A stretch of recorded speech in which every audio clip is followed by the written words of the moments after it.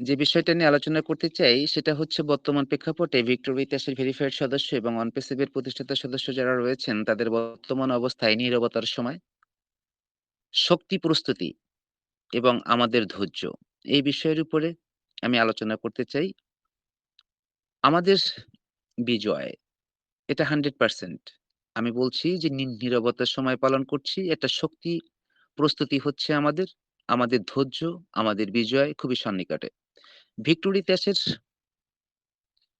যে পরিবারের সম্মানিত সহযোদ্ধা, আপনাদের সবাইকে আন্তরিক শুভেচ্ছা এবং ভালোবাসা।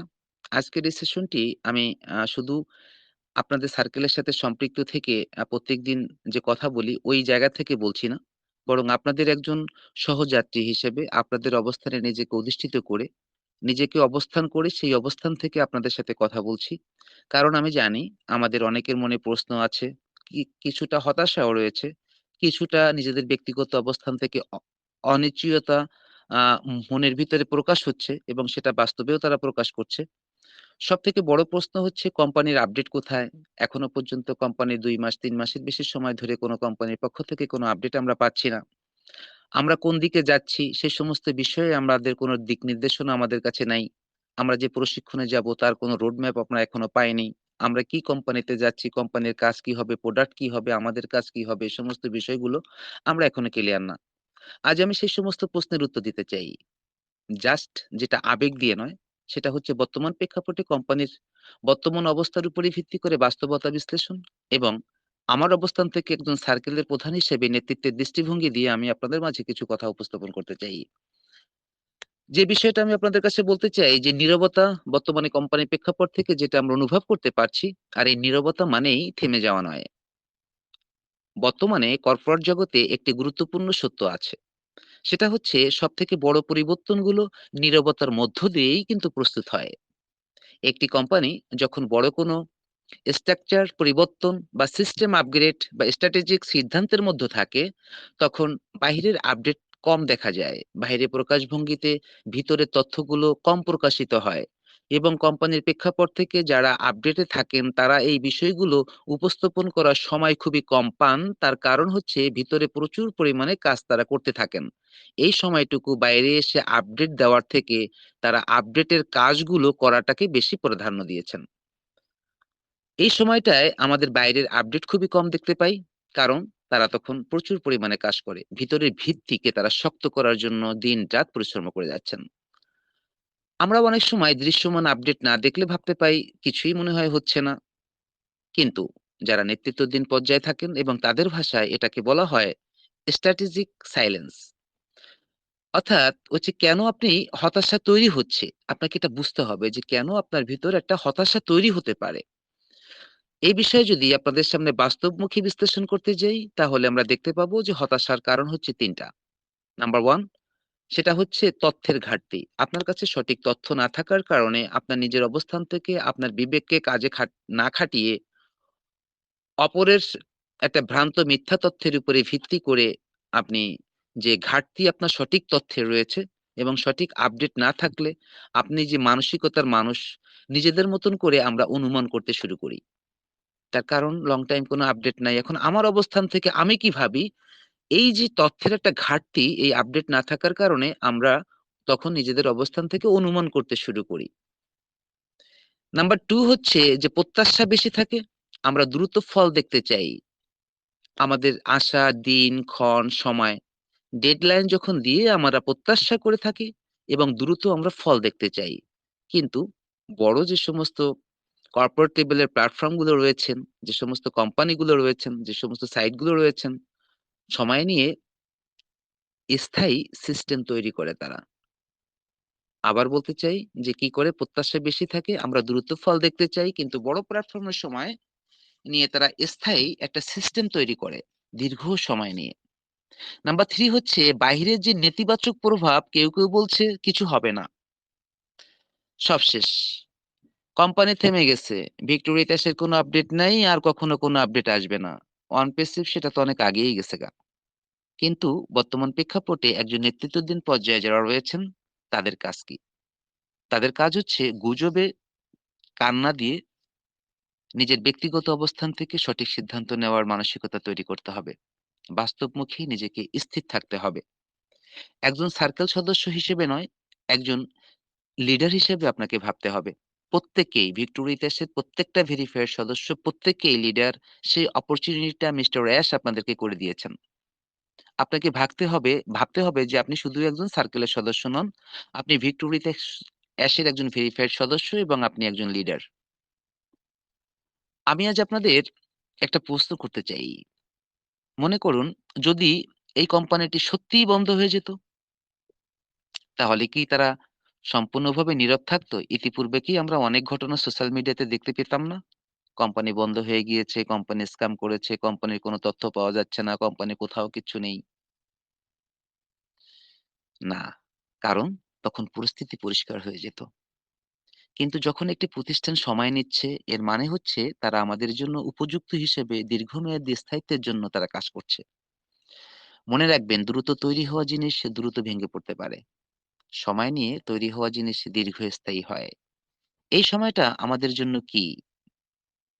এই সময়টা হলো আমাদের স্কিল বাড়ানোর সময়। আমাদের মানসিকতা তৈরি করার সময়। আমাদের পাশে যারা রয়েছেন যে কমিউনিটি বা সার্কেল তাদের সাথে একটা সুসম্পর্ক তৈরি করার সময়। এবং কোম্পানির পক্ষ থেকে আপনার এবং আমার জন্য যে সমস্ত বিষয়গুলো উপস্থাপন করা হবে, সেটা খুব শীঘ্রই আমরা এখান থেকে উপলব্ধি করতে পারবো। অ্যাশ তার যাবতীয় সমস্ত কাজ পরিপাটি করে আপনার জন্য উপযুক্ত করে তিনি তৈরি করবেন। তিনি আরো বলতে চাচ্ছেন যে আমাদের যে এই যে সময়টা, এই সময়টাতে আমাদেরকে স্কিল বাড়াতে হবে। আমাদের টিমের সাথে সম্পর্ক মজবুত করতে হবে এবং নিজেদের মানসিক শক্তি বাড়ানোর সময়। এবং আপনি যে অবস্থানে রয়েছেন আপনার নেতৃত্বের পরীক্ষা দেওয়ার সময়। সত্যি কথা বলি, ভালো সময়ে সবাই লিডার থাকে। কঠিন সময়ে আসল লিডার কিন্তু তৈরি হয়। এখন যারা আপনারা শুনছেন, এখন যারা অল্প কিছু মানুষ এখানে রয়েছেন, তারাই কিন্তু নেতৃত্বাধীন পর্যায়ে আপনাদেরকে ভাবতে পারেন। তার কারণ ওই পর্যায়টা আপনারা ইতিপূর্বেই সেই জায়গাটা যাওয়ার জন্য আপনারা উপযুক্ত হয়ে গিয়েছেন। আজ যারা ধৈর্য ধরছেন, তারাই কিন্তু আগামী দিনের এই কোর লিডার হিসেবে আপনারা বিবেচিত হবেন। এখন কথা হচ্ছে যে নেগেটিভিটি বনাম নেতৃত্ব। নেতিবাচকতা বনাম নেতৃত্ব যদি আপনার কাছে উপস্থাপন করতে চাই, আজকের সবথেকে বড় চ্যালেঞ্জ আমাদের প্রত্যেকটা প্রতিষ্ঠিত সদস্যের তা হচ্ছে কোম্পানির পক্ষ থেকে বা অ্যাশের পক্ষ থেকে কোনো আপডেট না থাকা। এইটা? এটা আসলে নয়।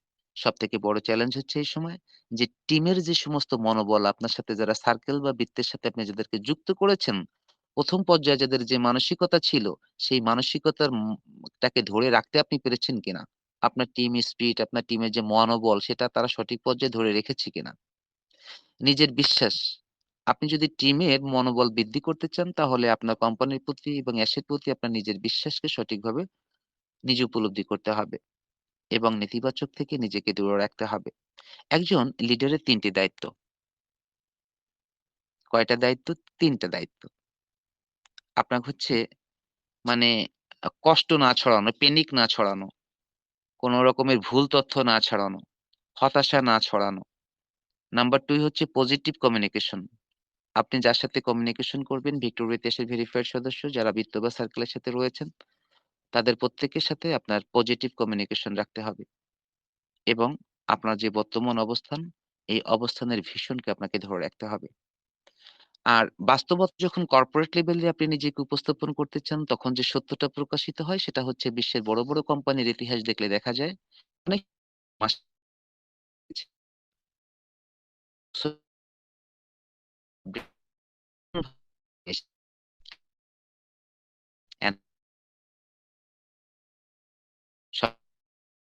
বিষয়টা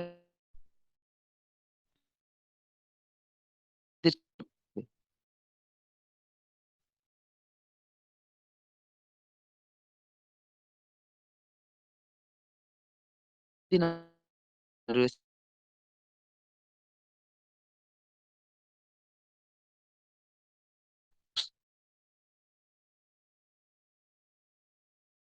যে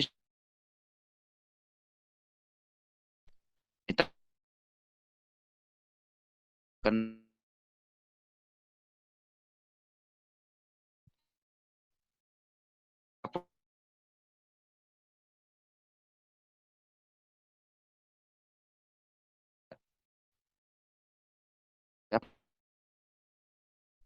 মানুষ হয়। মনে রাখবেন, নেটওয়ার্ক কখনো শুধু কোম্পানির উপর দাঁড়ায় না। এটা শুধু দাঁড়িয়ে থাকে প্রত্যেকটা প্রতিষ্ঠাতা সদস্য বা প্রত্যেকটা কোম্পানির সদস্যদের বিশ্বাসের উপর। এই বিশ্বাসটা কেন এত গুরুত্বপূর্ণ? যদি আপনি বিশ্বাস হারান, আপনার টিম বিশ্বাস হারাবে। আপনার টিম বিশ্বাস হারালে মনে রাখবেন স্ট্রাকচার দুর্বল হয়ে যাবে। কিন্তু যদি আপনি স্থির থাকেন, আপনার টিম বলবে যে, "আমাদের লিডার এখনো সঠিক অবস্থানে দাঁড়িয়ে আছে। আমরা কেন তাকে ছেড়ে যাচ্ছি?" আবার যদি আবেগের জায়গা থেকে এই কথাগুলো বলতে চাই, তাহলে আমি বলতে পারি এভাবে, "আমি জানি আপনাদের অনেকেই অপেক্ষা করছেন। অনেকেই প্রশ্নের মুখোমুখি হচ্ছেন। অনেকেই চাপের মধ্যে আছেন। কিন্তু আমি আপনাদের একটি কথা নিশ্চিতভাবে বলতে চাই, যারা অপেক্ষা করতে জানে, সাফল্য তাদের কাছে আসবেই। আর যদি আমরা ছেড়ে দিই, তাহলে আগামী দিনের সম্ভাবনাটাও কিন্তু আমরা সবাই হারিয়ে ফেলব। আপনার অবস্থান থেকে যদি আপনি নেতৃত্ব দিতে চান, তাহলে আপনার সেই মানসিকতা তৈরি করতে হবে। একজন সাধারণ সদস্য তাদের যে উপস্থাপনা থাকে, তাদের উপস্থাপনা হচ্ছে এরকম কোম্পানি আপডেট দিক, তারপর কাজ করব। আর একজন নেতৃত্বাধীন মানসিকতার মানুষ তারা কি বলে জানেন? যতক্ষণ প্ল্যাটফর্ম আছে, আমি আমার টিমকে ধরে রাখবো। এটাই হচ্ছে এই ২ জন সদস্যের ভিতরে পার্থক্য। আমি আমার অবস্থান থেকে এই প্ল্যাটফর্মকে প্রতিশ্রুতি দিই। সাথে আপনারাও দিতে পারেন। আমরা ৩ টি প্রতিশ্রুতি নিজেদের কাছে আমরা নিজেরাই প্ল্যাটফর্মে দিতে পারি। আমরা হতাশা ছাড়ব না।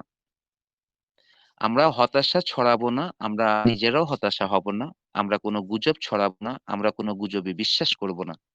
আমাদের সাথে যাদেরকে যুক্ত করতে সক্ষম হয়েছি, আমাদের সেই টিম বা সার্কেল বৃত্তের কাউকে ছেড়ে আমরা যাব না। সবার সাথে আমরা আন্ডারস্ট্যান্ডিং রাখবো এবং কমিউনিকেশন রাখবো এবং একটা সম্পর্ক তৈরি করব আস্থার। আমরা ধৈর্য ধরে অপেক্ষা করব। অ্যাশ যতক্ষণ না পর্যন্ত তার পরিপূর্ণ আপডেট আমাদের কাছে উপস্থাপন না করছেন ততক্ষণ। বিশ্বাস করুন, এই নীরবতা আমাদের দুর্বল করার জন্য নয়। কোম্পানির পক্ষ থেকে যে এই নীরবতা সেটা আমাদের একটা শক্তিশালী করার জন্য করা হয়েছে। আজ যারা থাকবেন, আগামীকাল তারাই নেতৃত্ব দিবেন। মনে রাখবেন, স্টর্মের সময় যারা জাহাজ ছেড়ে যায়, তারা কখনো গন্তব্যে পৌঁছায় না। কিন্তু যারা ক্যাপ্টেনের উপরে বিশ্বাস রাখে, তারাই নতুন তীরে পৌঁছায়। আমি আপনাদের সাথে আছি, ট্রেনিং এবং লার্নিং প্ল্যাটফর্মের সাথে আছি। আপনারা যারা আছেন, যারা নেই বা এই ট্রেনিং এবং লার্নিং টেলিগ্রাম গ্রুপের সাথে যারা যুক্ত আছেন, আমরা সবাই একসাথে আছি। আমরা সবার জন্য অপেক্ষা করছি। আমরা অ্যাশের জন্য অপেক্ষা করছি। কোম্পানির পক্ষ থেকে প্রাপ্ত আপডেটের জন্য অপেক্ষা করছি। আমরা কেউ থেমে নেই। সবাইকে বলতে চাই, stay clean, stay connect, stay committed. ধন্যবাদ সবাইকে। ভালো থাকবেন, সুস্থ থাকবেন এই প্রত্যাশায় আমি বিদায় নিচ্ছি। আসসালামু আলাইকুম। ওভার টু ইব্রাহিম খলিল ভাই। আসসালামু আলাইকুম। ওয়ালাইকুম আসসালাম। ধন্যবাদ উপস্থিতি।